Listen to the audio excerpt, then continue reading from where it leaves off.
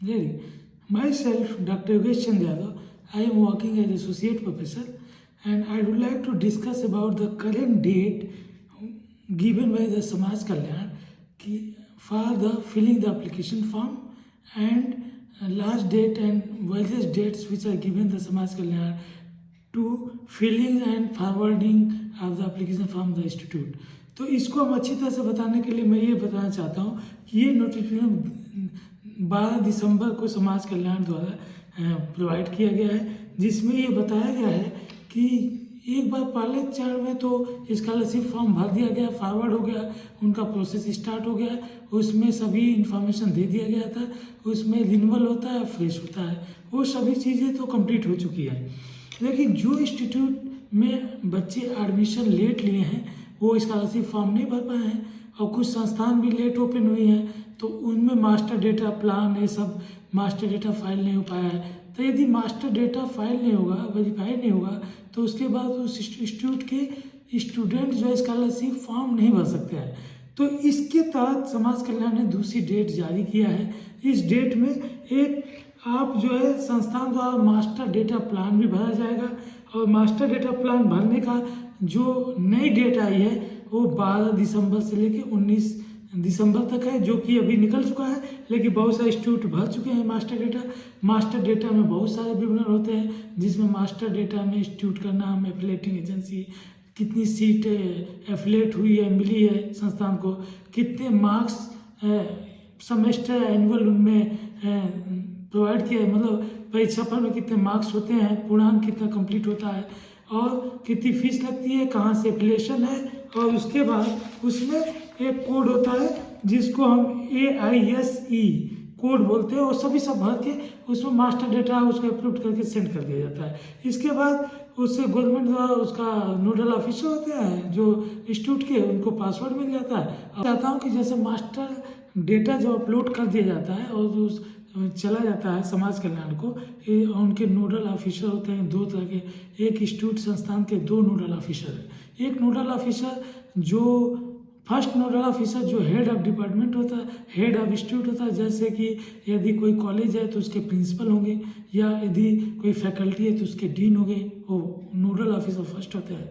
और उनके द्वारा एक और नोडल ऑफिसर बनाया जाता है, नोडल ऑफिसर सेकेंड होते हैं, जो उसके इंस्टीट्यूट के डीन या प्रिंसिपल उनको नॉमिनेट करते हैं। ये दोनों लोग उसके नोडल ऑफिसर होते हैं, जो कि डेटा को वेरीफाई करते हैं, वेरीफाई करके इसको फॉरवर्ड करते हैं, जो समाज कल्याण तक पहुंच जाता है, और उसका जो निरीक्षण करता है, फिर उसको इस वजह से प्रोवाइड करने में प्रोसेस कर देता है।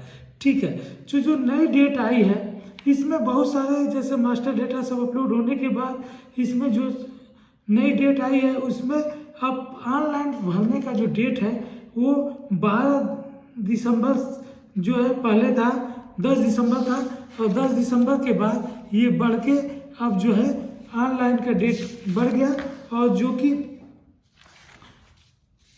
अब ये जो है 30 दिसंबर तक बच्चा फॉर्म ऑनलाइन भर के और 30 दिसंबर तक उसको इंस्टीट्यूट में सबमिट कर देना है। 30 दिसंबर में यदि सबमिट कर देता है तो उसको इंस्टीट्यूट में सबमिट करने का क्या मतलब है कि ऑनलाइन भरेगा, 3 दिन के बाद प्रिंट आउट लेगा और सभी दस्तावेज उसको उसमें सबमिट करके क्लास टीचर से वेरीफाई कराएगा और क्लास टीचर को सबमिट कर देगा। क्लास टीचर संबंधित अधिकारी, नोडल ऑफिसर या उसके जो और कर्मचारी उनको सबमिट करेंगे, और वो कर्मचारी उसको वेरीफाई करते हुए 2 जनवरी तक उसको फॉरवर्ड कर देंगे। वो फॉरवर्ड होके वो समाज कल्याण को चला जाता है, और उसके बाद वो समाज कल्याण उसमें वेरीफाई करता है। एक सॉफ्टवेयर होता है PFMS सॉफ्टवेयर, जो कि उसमें NIC द्वारा उसको स्क्रूटनी किया जाता है। स्क्रूटनी के बाद उसमें बहुत सारी कमियां पाई जा सकती हैं।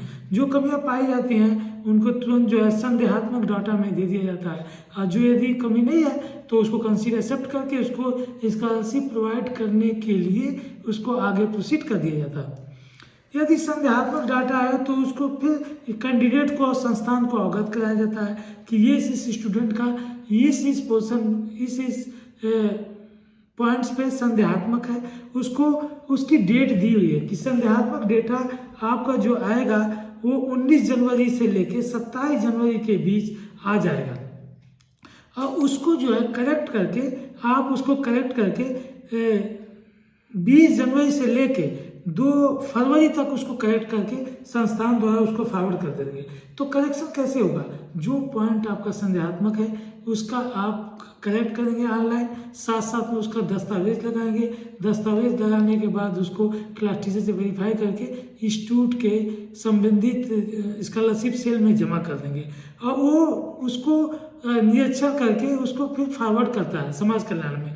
यदि वो त्रुटि आप करेक्ट कर लिए हैं तो उसको कंसीडर करके फिर दोबारा उस त्रुटि को जो NIC द्वारा निरीक्षण किया जाता है, यदि त्रुटि सही है तो उसको कंसीडर करके स्कॉलरशिप प्रोसेस में उसको डाल देते हैं।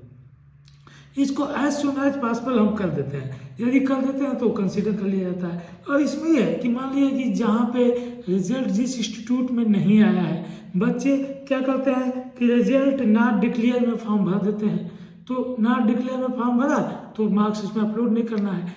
लेकिन जब लास्ट संदेहात्मक डाटा आता है जो 27 जनवरी तक या उसके बाद 2 फरवरी तक उसको सबमिट कर देना है, मतलब डेट दिया होता है यहाँ तक आप करेक्ट करके सबमिट करो, उस टाइम तक आपका करेक्शन रिजल्ट आ जाता है, उसको करेक्ट करके आप सबमिट कर देते हैं, तब तो कंसीडर कर लेंगे।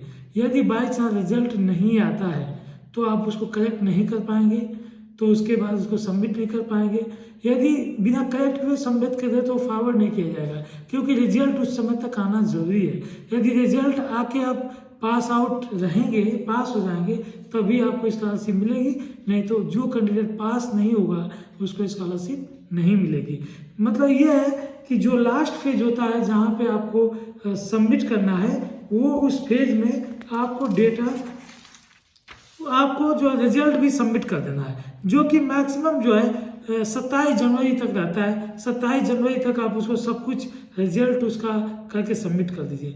यदि ये सबमिट हो जाता है, लास्ट में ये सब वेरीफाई होके और रिजल्ट के हिसाब से, जो मेरिट के हिसाब से, जिसे आप सब जानते हैं कि ये जो जनरल का अलग एक इसका कार्य प्रणाली है, OBC ST SC सबका अलग है, वो अपने एक मेरिट के हिसाब से वो जो है स्कॉलरशिप प्रोवाइड करते हैं, जो कि जनपद द्वारा ये पेमेंट जो है 20 मार्च तक होना स्टार्ट हो जाता है, हो जाएगा। और जिसका जैसे है, जितना उसका फंड होता है उसके हिसाब से वो सबमिट करते हैं। बहुत सारे बच्चे ये कहते हैं कि हमारा फॉर्म चला गया, सब कुछ ठीक था, लेकिन फिर भी स्कॉलरशिप नहीं मिली। तो स्कॉलरशिप न मिलने का कई रीज़न है। एक रीज़न तो ये होता है कि अब जितनी बजट है उसके हिसाब से जो बच्चे अधिक मार्क्स हैं और जो बच्चे पहले फॉर्म सबमिट कर दिए हैं उनका मार्क्स अच्छा है, पास अच्छे हैं, तो उनको पहले स्कॉलरशिप मिल जाती है। लास्ट में फॉर्म जमा करेंगे और बजट समाप्त हो गया तो हो सकता है आपका सब करेक्ट होते हुए भी स्कॉलरशिप न मिले। इसका एक रीज़न हो सकता है। इसलिए आपको आपके एजुकेशन पे ध्यान देना है, अच्छे मार्क्स भी लाना है और टाइम से पहले आप जो भी टाइम दिया गया उससे पहले स्कॉलरशिप फॉर्म भर के आप अच्छे से करेक्ट करके भेज दें। भेजने से आपका पहले फॉर्म पहुंचेगा, सब डेटा पहले करेक्ट हो जाएगा, तो आपको पहले स्कॉलरशिप मिलने के चांसेस बढ़ जाते हैं, आपको स्कॉलरशिप मिल जाती है। और जो लेट करेगा तो यदि बजट नहीं रहती है, यदि शासन द्वारा यदि बजट कम है, चाहे नहीं मिल पाया, तो हो सकता है स्कॉलरशिप न मिल पाया। तो इसको ध्यान देते हुए आप इस डेट को अपने में ध्यान रख के अपना सब कार्य स्कॉलरशिप का फॉर्म जमा करके अपने स्कॉलरशिप प्राप्त करने का सभी प्रोसेस सावधानी से पूरा करें, ताकि आपको स्कॉलरशिप प्रोवाइड करें, मिल सके समय से। और हम लोग इसीलिए सभी लोग संस्थान में जुड़े हुए हैं। मैं इसको आपको ऑनलाइन भी भेज रहा हूँ कि आप कोई भी त्रुटि न करें और अपना सब कुछ प्रोसेस करके स्कॉलरशिप प्राप्त करें। धन्यवाद। Thank you for all.